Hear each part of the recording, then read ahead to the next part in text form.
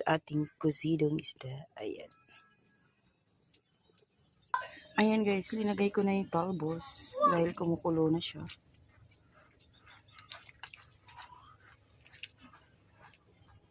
Talbos kamote. Luto na ang ating kusidong isda.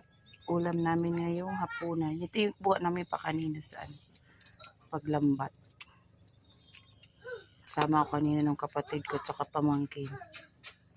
Ayan, luto na.